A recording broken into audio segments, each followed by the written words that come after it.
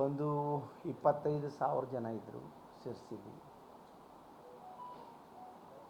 ನೀವು ಎಲ್ಲರೂ ಇದ್ದೀರಿ ಅನ್ನಲಿ ನಾನು ತಿಳ್ಕೊಂಡಿದ್ದೇನೆ. ನಾನು ಆರೋಪ ಮಾಡಲಿಲ್ಲ. ನಾನು ಡಾಕ್ಯುಮೆಂಟ್ ಸಮೇತ ಕೊಟ್ಟಿದ್ದೇನೆ. ಆಸಕ್ತಿ ಇಲ್ಲದೇ ಇದ್ದವರು ಬಜೆಟಲ್ಲಿ ಯಾಕೆ ಘೋಷಣೆ ಮಾಡಿದ್ರು, ಬಜೆಟಲ್ಲಿ ಘೋಷಣೆ ಆದಮೇಲೆ ಮತ್ತೆ ಪುನಃ ಹೆಚ್ಚು ಕಡಿಮೆ ಮಿನಿಮಮ್ 20 ದಿನ ಇರ್ತದೆ.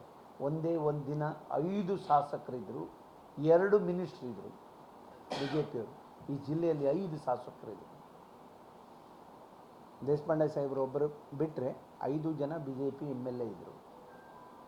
ಒಂದು ಮಿನಿಸ್ಟ್ರ್ ಸಾಕಾಗೋದಿಲ್ಲ, ಈ ಜಿಲ್ಲೆ ಅಭಿವೃದ್ಧಿ ಮಾಡಬೇಕು ಅಂದರೆ ಮಂಗಳೂರಿಂದ ತಂದು ಇಲ್ಲಿ ಉಸ್ತುವಾರಿ ಮಿನಿಸ್ಟ್ರ್ ಮಾಡಿದ್ರು. ತುಟಿ ಬಿತ್ತಲಿಲ್ಲಲ್ಲ.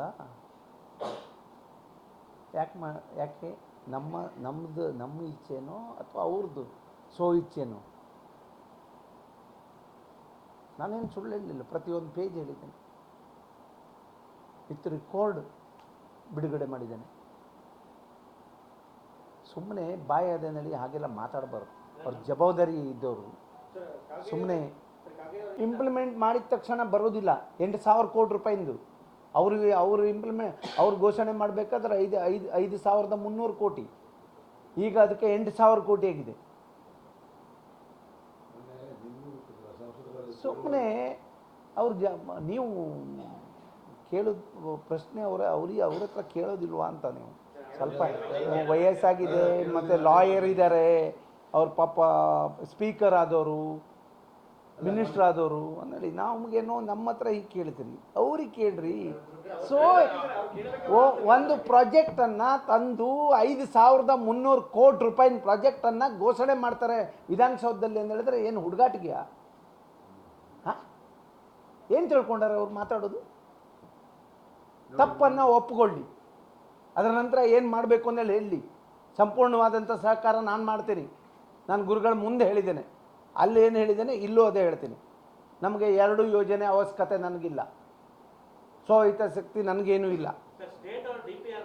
ಅದರಲ್ಲೂ ಅಲ್ಲಿ ಏನು ಪಂಪ್ ಸ್ಟೋರೇಜ್ ಹೆಚ್ಚು ಕಡಿಮೆ 30% ನನ್ನ ಕ್ಷೇತ್ರ, 70% ಸಾಗರ. ಅವು ಘೋಷಣೆ ಮಾಡೋರು ಯಡಿಯೂರಪ್ಪನೂ ಇದ್ದರು ಅಂದೇಳಿ ಹೇಳಲಿಕ್ಕೆ, ಅವ್ರು ಅದೇ ಜಿಲ್ಲೆಯವರು ಅಂದೇಳಿ ಹೇಳಲಿಕ್ಕೆ.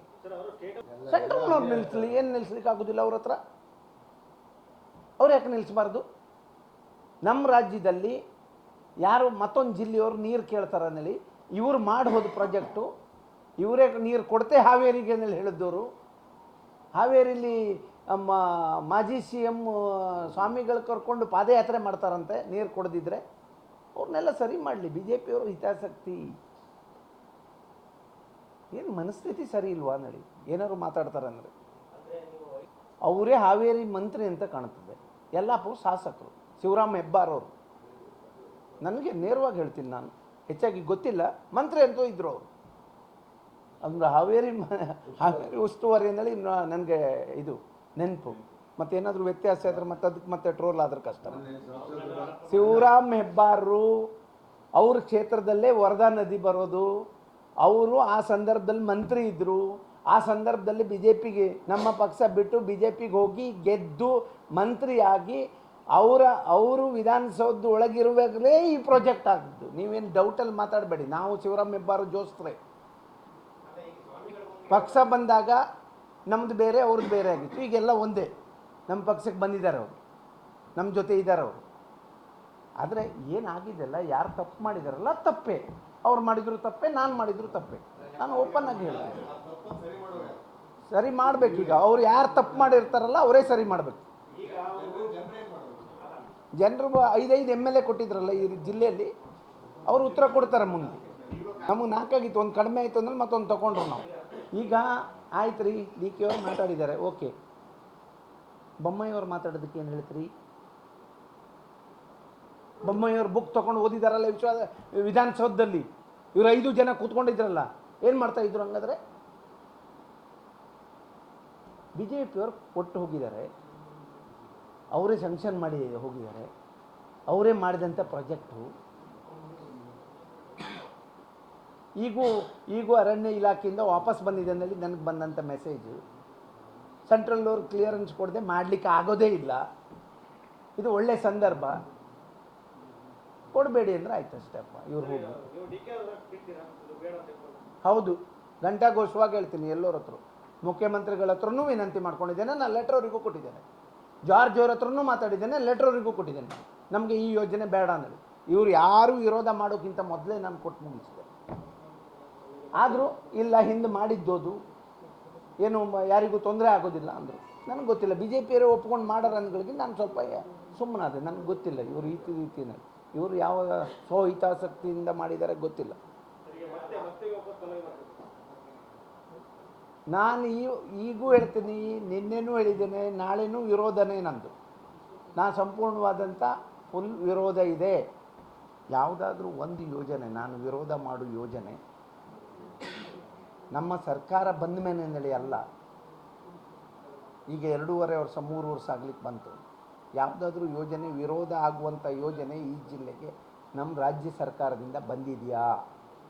ಇಲ್ಲ. ಅದು ಇವರೇ ನನಗೆ ಇದು ಇದು ಇದು ಇದು ಇದಕ್ಕೆ ಒಳ್ಳೆ ನೀವು ವಿಷಯ ಸಬ್ಜೆಕ್ಟ್ ನನಗೆ ನೆನಪು ಮಾಡಿ ಕೊಟ್ರಿ. ಆ ಯೋಜನೆ ಘೋಷಣೆ ಆಯಿತು, ಯಾವ ಟಿ ವಿಲೂ ಯಾರೂ ವಿರೋಧ ಮಾಡಲಿಲ್ಲ, ಯಾವ ಪೇಪರ್ದಲ್ಲೂ ವಿರೋಧ ಮಾಡಲಿಲ್ಲ. ಎಮ್ ಎಲ್ ಎ MP ಇಲೆಕ್ಷನ್ದಾಗೂ ಅದು ಏನೂ ಬರಲಿಲ್ಲ. ನೋಡ್ರಿ ಎಷ್ಟು ಸಸ್ಪೆನ್ಸ್ ಇರ್ಬೋದು ಬಿ ಜೆ ಪಿಯವ್ರು ಮಾಡೋದು.